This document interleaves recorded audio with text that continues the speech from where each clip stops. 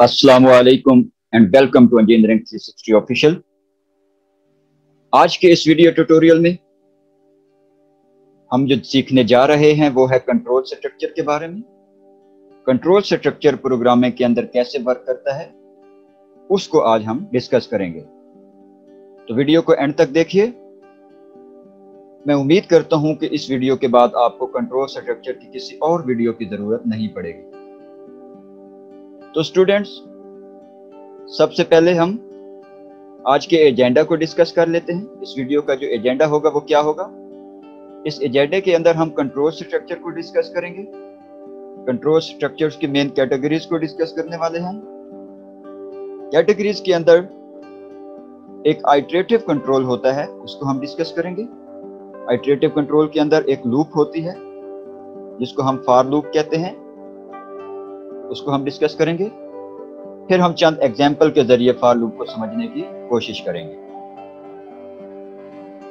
तो control structure को समझने से पहले आपको कंपाइलर की वर्किंग का आइडिया होना चाहिए। कंपाइलर जो होता है वो आपकी स्टेटमेंट को जनरली जो होता है वो सीक्वेंशियल ऑर्डर के जरिए एग्जीक्यूट करवाता है। सबसे पहले आपका कंपाइलर पहली स्टेटमेंट को एग्जीक्यूट करवाएगा, फिर दूसरी को, फिर तीसरी को एंड सो ऑन। लेकिन कुछ कंडीशंस के अंदर आपको आपके कंपाइलर के ऊपर कंट्रोल रिक्वायर्ड होता है कि आप स्पेसिफिक कंडीशन को पहले एग्जीक्यूट करवाना चाहते हैं या बाद में एग्जीक्यूट करवाना चाहते हैं, या आप कंपाइलर को एक स्पेसिफिक स्टेटमेंट के ऊपर मल्टीपल तरीके से आप उसको रन करना चाहते हैं। हम इसको देखेंगे एग्जाम्पल के जरिए। तो अगर हम कंट्रोल स्ट्रक्चर की कैटेगरीज को डिस्कस करें तो सबसे जो पहली कैटेगरीज आती है वो होती है सिलेक्शन कंट्रोल, जिसके अंदर हम तीन चीजें डिस्कस करते हैं: if statement, if else statement, nested if else statement, या हम स्विच या केस को डिस्कस करते हैं। दूसरी कैटेगरीज के अंदर आइटरेटिव कंट्रोल्स होता है। आइटरेटिव कंट्रोल के अंदर हम फॉर लूप को डिस्कस करते हैं, व्हाइल लूप को डिस्कस करते हैं और डू व्हाइल लूप को डिस्कस करते हैं।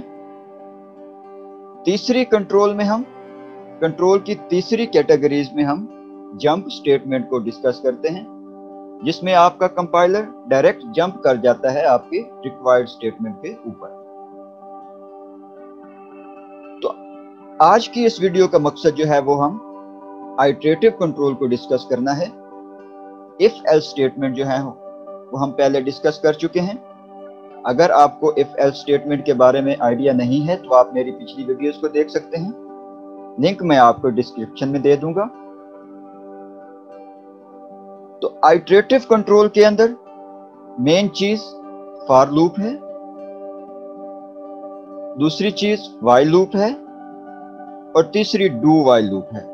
तीनों का अलग अलग काम हो सकता है, रिक्वायरमेंट के ऊपर डिपेंड करेगा कि आपने अपने प्रॉब्लम्स के ऊपर फॉर लूप लगाना है, व्हाइल लूप लगाना है या डू व्हाइल लूप लगाना है। तो आज की इस वीडियो में हम फॉर लूप के बारे में पढ़ेंगे।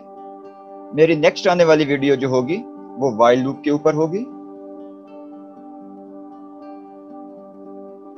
तो आइए डिस्कस करते हैं एक लूप के अंदर कितने पार्ट्स होते हैं। लूप के अंदर 3 पार्ट्स होते हैं। सबसे पहले लूप को आपने इनिशियलाइज करवाना होता है किसी भी वेरिएबल के साथ, किसी भी वैल्यू के साथ। उसके बाद आपने एक टेस्ट कंडीशन रखी होती है, जिस कंडीशन के ऊपर आपकी पूरी लूप बेस कर रही होती है। पूरी लूप उसके ऊपर रन होती है।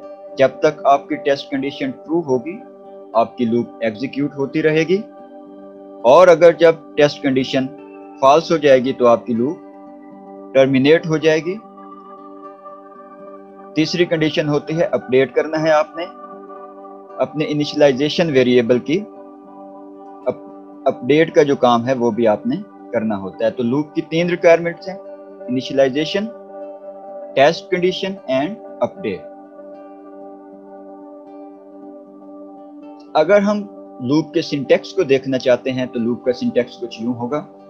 फॉर लूप का सिंटैक्स: सबसे पहले initialization expression, number 2 test expression, number 3 update expression, और उसके नीचे आपकी लूप की स्टेटमेंट्स होंगी, लूप की बॉडी होगी।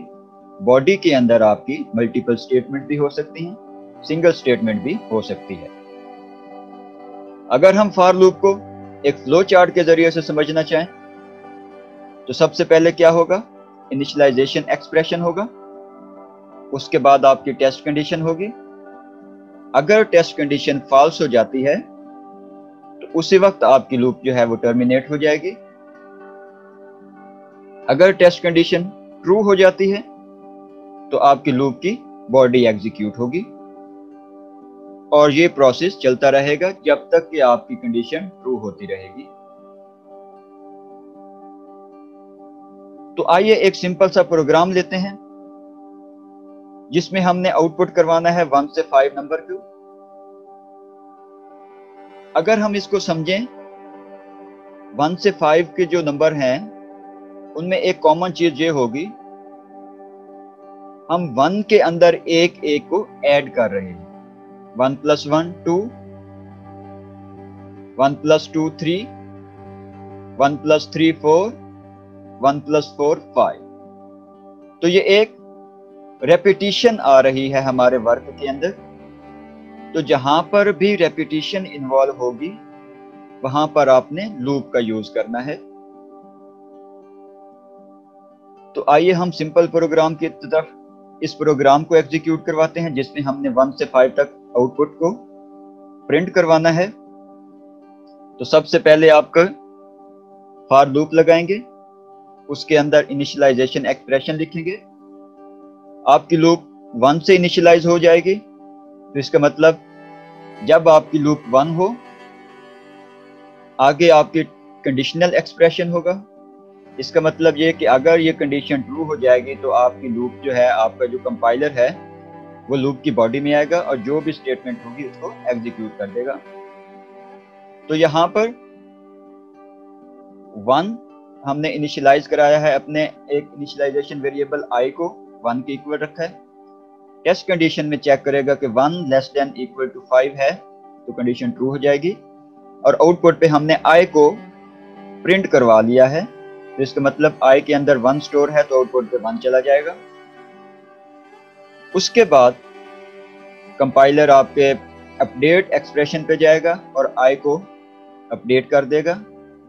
i को अपडेट करने का मतलब अब i की जो वैल्यू है वो 2 हो गई है। i++ मतलब i के अंदर 1 ऐड कर दो, तो अब i की वैल्यू 2 हो चुकी है। अब फिर पहले स्टेप पे आएगा compiler, i = 2, conditional expression check होगा, कंडीशनल एक्सप्रेशन ट्रू हो जाएगा तो आउटपुट पे 2 को प्रिंट करवा देंगे। तो इसी तरह ये सारा सर्कल चलता रहेगा जब तक कि आपकी कंडीशन फॉल्स नहीं हो जाती। तो आइए समझते हैं लूप के अंदर कितने स्टेप्स इन्वॉल्व हैं। तो पहला स्टेप ये, आपका कंपाइलर आपके इनिशियलाइजेशन वेरिएबल को चेक करेगा। दूसरे स्टेप के अंदर आपका कंपाइलर मूव करेगा टेस्ट कंडीशन की तरफ। अगर टेस्ट कंडीशन ट्रू हो जाती है तो आपका कंपाइलर जो है वो लूप बॉडी में आएगा। लूप की बॉडी के अंदर आपने i को आउटपुट पे प्रिंट करवाया हुआ है तो वहां पे आउटपुट पे i प्रिंट हो जाएगा। तो i पहले में 1 होगा तो आउटपुट पर 1 प्रिंट हो जाएगा। तीसरा कंडीशन लूप की बॉडी में आना है, तीसरा स्टेप लूप की बॉडी में आना है, तो लूप की बॉडी के स्टेटमेंट्स को जो है वो एग्जीक्यूट हो जाएंगे। चौथा स्टेप जो है वो आपकी इनिशियलाइजेशन वेरिएबल की अपडेशन का काम है, उसको अपडेट करना है। तो नेक्स्ट आइटरेटिव साइकिल के अंदर i की वैल्यू i++ मतलब i = i+1, तो i की वैल्यू में 1 ऐड कर दें तो i 2 बन जाएगा। नेक्स्ट बार जो टेस्ट कंडीशन में i की वैल्यू होगी वो 2 होगी, 2 <= 5, इसका मतलब ट्रू वैल्यू होगी। जब कंडीशन ट्रू हो जाएगी तो आपकी लूप की बॉडी एग्जीक्यूट होगी। बॉडी के अंदर हमने i को प्रिंट करवाया हुआ है, इसी तरह आउटपुट पर 2 प्रिंट होके आ जाएगा। तो इस तरह आपके लूप की जो है वो वर्किंग चलती है। फिर आप स्टेप 2 पे आएंगे और सो ऑन। अगर हम एक कंप्लीट फॉर्मेशन देखना चाहें लूप की, तो सबसे पहले इनिशियलाइजेशन वेरिएबल से कंपाइलर कंडीशन पे जाएगा, step 2 condition check, step 3 statement execution loop body के अंदर, स्टेप 4 इनिशियलाइजेशन वेरिएबल को अपडेट करना, and then move to step 2। तो ये एक कंप्लीट फॉर्मेशन है आपकी फॉर लूप की। उम्मीद है समझ आ चुकी होगी। तो अब हम यहां पर एक सिंपल प्रोग्राम लेते हैं जिसके अंदर हम फॉर लूप की इंपॉर्टेंस को देखने की कोशिश करेंगे। फिर हम एक फैक्टोरियल की एग्जांपल लेंगे कि हम फैक्टोरियल की लॉजिक को फॉर लूप के जरिए कैसे इंप्लीमेंट कर सकते हैं। तो स्टूडेंट चलते हैं प्रोग्रामिंग की तरफ। तो मैं ये प्रोग्रामिंग C++ के अंदर करूंगा। आपके पास जो भी सॉफ्टवेयर अवेलेबल है आप उसके अंदर सेम मेथड के जरिए प्रोग्रामिंग कर सकते हैं। तो स्टूडेंट सबसे पहले हम अपने प्रोग्राम को कन्वेंशनल मेथड के जरिए से सीक्वेंशियल मेथड के जरिए से सॉल्व करेंगे। फिर हम उस सीक्वेंशियल मेथड को रिप्लेस करेंगे लूप के साथ। तो हम देखेंगे लूप की इंपॉर्टेंस कितनी है हमारी रियल लाइफ प्रॉब्लम्स के अंदर। तो आइए चलते हैं, एक प्रोग्राम लिखता हूं जिसके जरिए हम सीक्वेंशियली प्रोग्राम को एग्जीक्यूट करेंगे और आउटपुट पे 1 से 10 प्रिंट करवाएंगे। तो सिंपली क्या करेंगे, हम सी आउट करवा लेते हैं।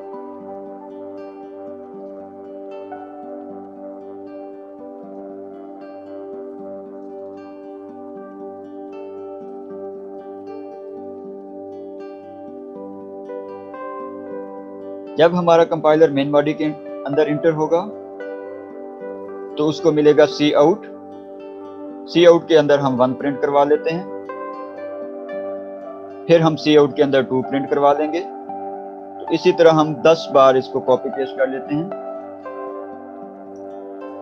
अभी हम चेक करेंगे सीक्वेंशियल तरीका। फिर हम अपने प्रोग्राम को आइटरेटिव तरीके के जरिए से हल करेंगे और आप लोग देखेंगे कि आइटरेटिव तरीके का क्या एडवांटेज है हमारे रियल लाइफ के अंदर।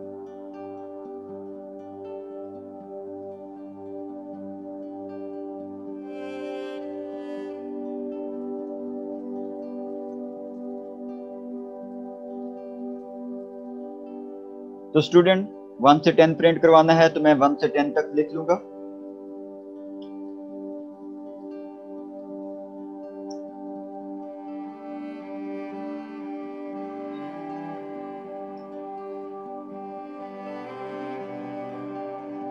आइए प्रोग्राम को रन करते हैं।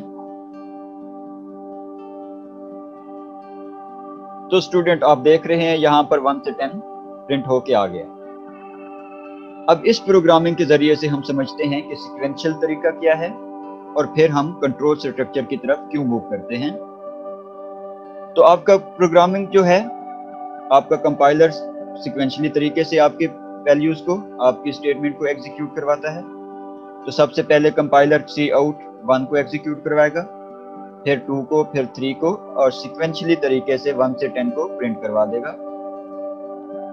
यह है सीक्वेंशियल मेथड। अब हम अपने सीक्वेंशियल मेथड को सीक्वेंशियल मेथड के अंदर से रिप्लेस करेंगे। तो सीक्वेंशियल के अंदर हम पढ़ रहे हैं आज फॉर लूप के बारे में। तो आइए चलते हैं अपने इस प्रॉब्लम को फॉर लूप के जरिए से सॉल्व करते हैं।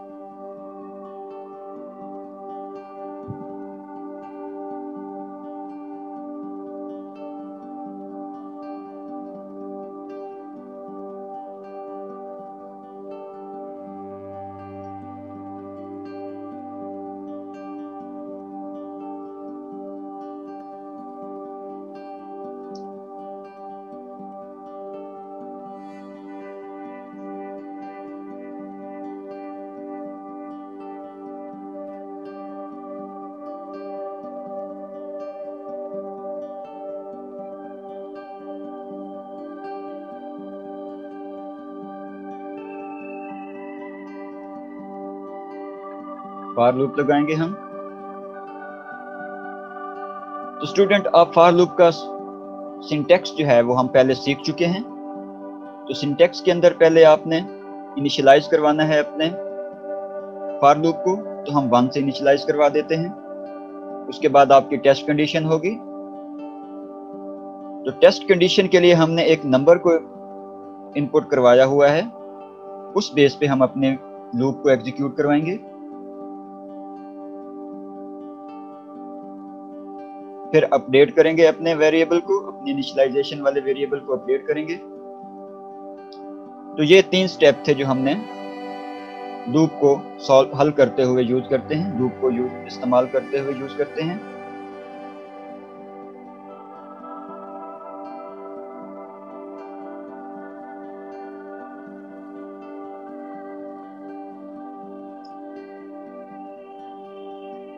तो स्टूडेंट्स, लूप्स की बॉडी के अंदर हम सी आउट करवाते हैं।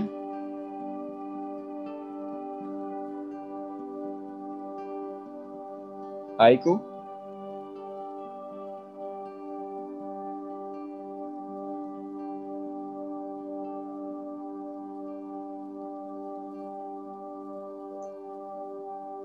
तो स्टूडेंट, यहां पे आपने देखा हमने 1 से 10 तक के नंबर को प्रिंट करवाना था। तो यहां पर आपने वही तरीका जो आपने सीक्वेंशियल तरीके से अपने प्रोग्राम को रन किया था, उसी सीक्वेंशियल प्रोग्राम को हमने लूप के अंदर कन्वर्ट कर दिया है।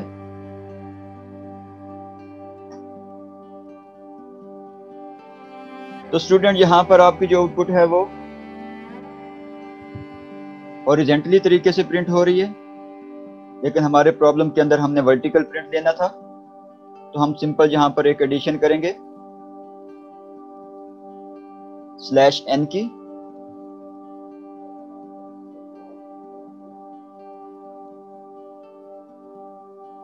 तो अब आप देखेंगे कि आपकी जो आउटपुट है वो वर्टिकली प्रिंट हो जाएगी।